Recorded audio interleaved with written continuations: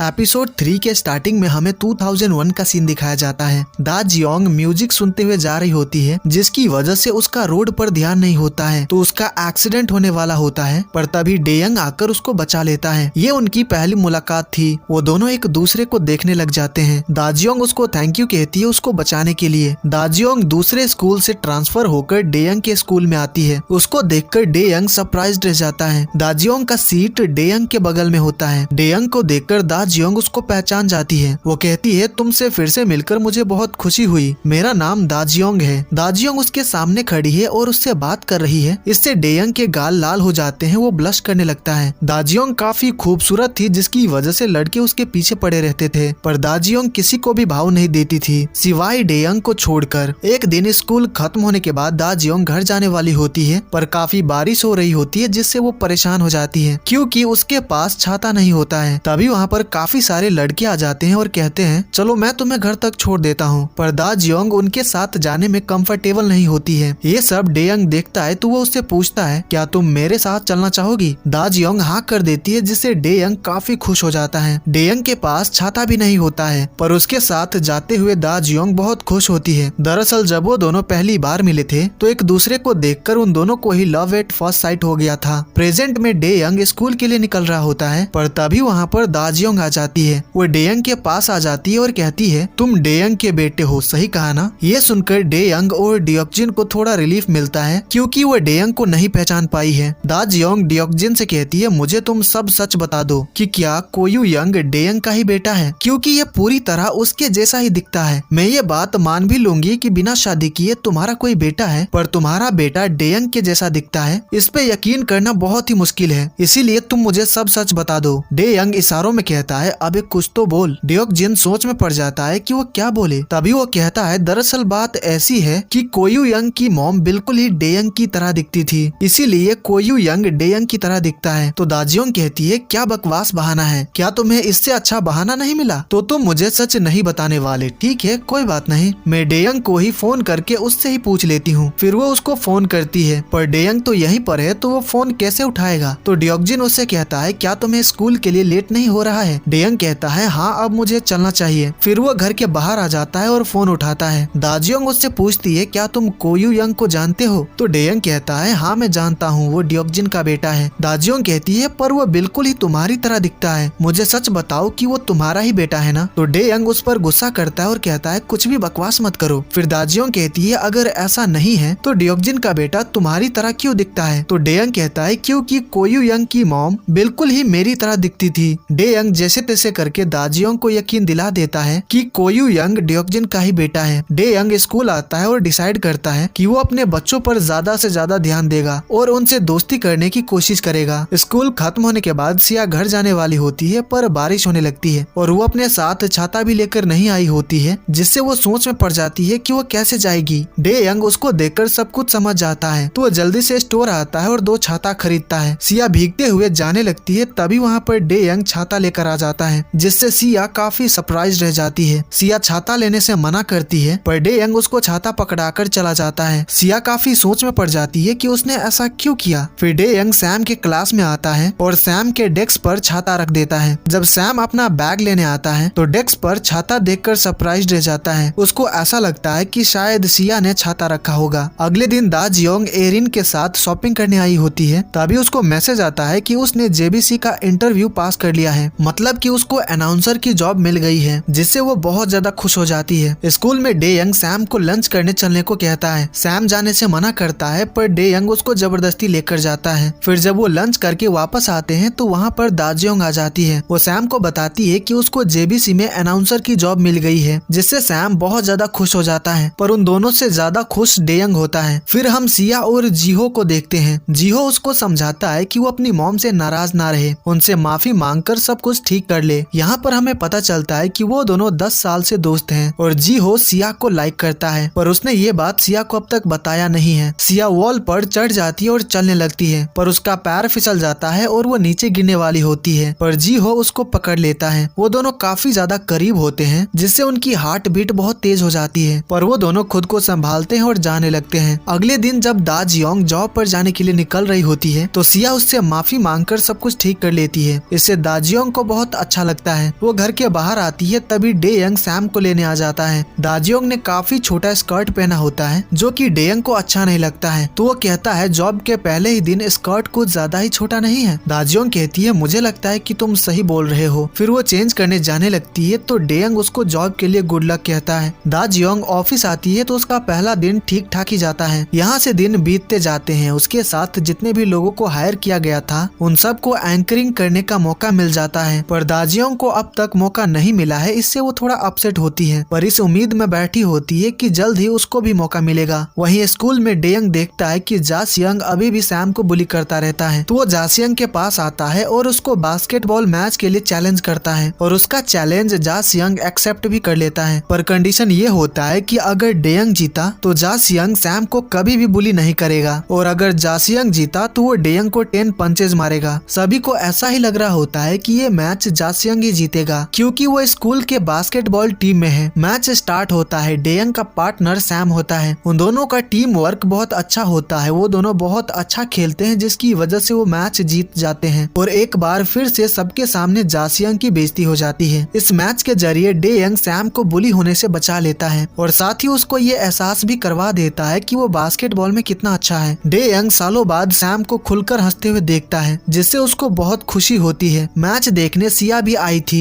अपने भाई के जीतने पर वो भी बहुत ज्यादा खुश होती है। डेयंग सिया को देखता है तो वो उसको हाई कहता है। सिया शर्मा जाती है और कुछ भी रिस्पॉन्स नहीं करती है। फिर हम सैम और डेयंग को एक जगह पर बैठकर बात करते हुए देखते हैं। डेयंग कहता है तुमने तो आज कमाल ही कर दिया। तुम तो बास्केटबॉल में बहुत अच्छी हो, तो तुम खेलते क्यों नहीं हो? क्या तुम मेरा पार्टनर बनोगे? पर सैम इसका जवाब नहीं देता है। फिर रात को हम एक स्टेडियम में बेसबॉल मैच होता हुआ देखते हैं। हम एक प्लेयर को देखते हैं जिसका नाम जीहुन है और वो बहुत ज्यादा फेमस प्लेयर है। इस मैच को डेयंग, सैम और डियोक जिन साथ बैठकर देख रहे होते हैं। जीहुन की टीम बहुत अच्छा खेलती है और मैच जीत जाती है और मैच का टॉप परफॉर्मर जीहुन होता है। हमें पता चलता है कि डेयंग जीहुन का बहुत बड़ा फैन है। वो उसका एक भी मैच मिस नहीं करता है। पोस्ट मैच प्रेजेंटेशन में अनाउंसर दाजियोंग होती है। ये उसका पहला काम है जिसकी वजह से वो बहुत ज्यादा नर्वस होती है। तो जीहुन उससे कहता है नर्वस होने की जरूरत नहीं है, तुम सब संभाल लोगी। तभी जीहुन देखता है कि उसका टीममेट बाल्टी में पानी रख रहा है ताकि पानी दाजियोंग के ऊपर डालकर उसके साथ प्रैंक कर सके। वो हर अनाउंसर के साथ ऐसा ही करता है। जीहुन इशारों में उसको ऐसा करने से मना करता है पर वो उसकी बात नहीं मानता है। जब मैच प्रेजेंटेशन स्टार्ट होता है तो दाजियोंग को टीवी पर देखकर सैम और डेयंग सरप्राइज्ड रह जाते हैं। वो दोनों बहुत ज्यादा खुश हो जाते हैं। तभी वो प्लेयर आकर दाजियोंग पर पानी डाल देता है और ऐसा दिखाता है कि गलती से हो गया। वो जीहुन पर पानी डालना चाहता था।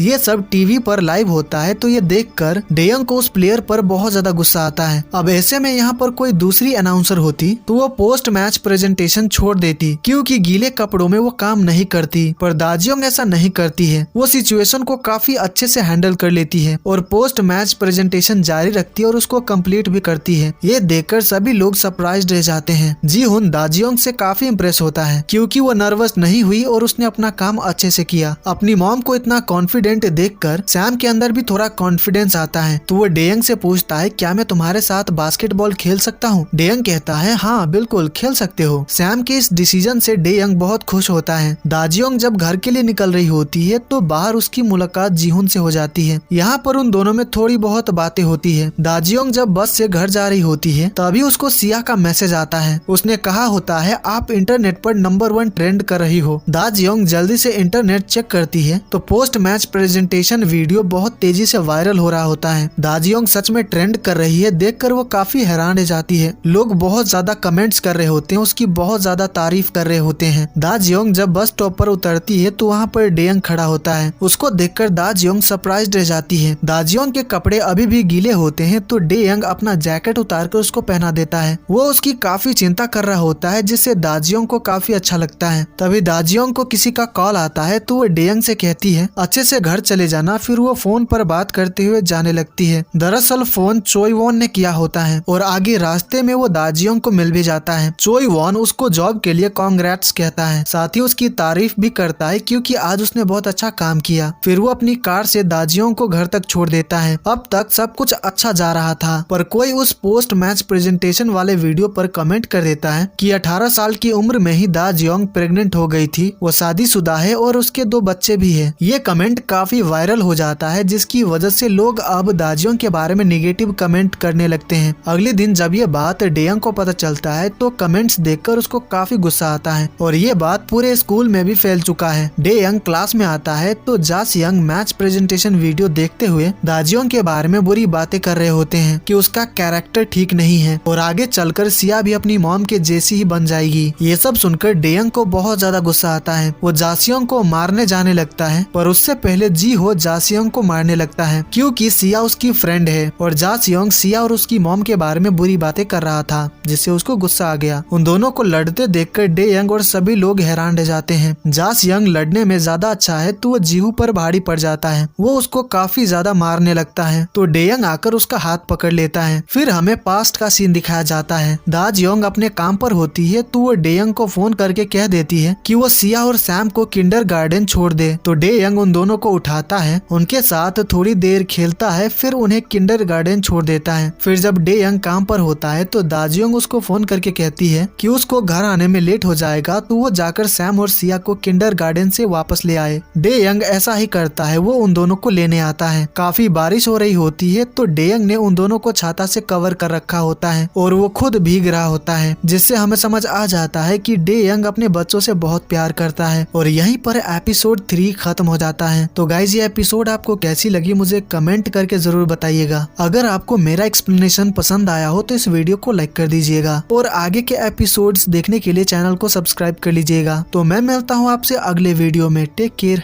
Bye bye.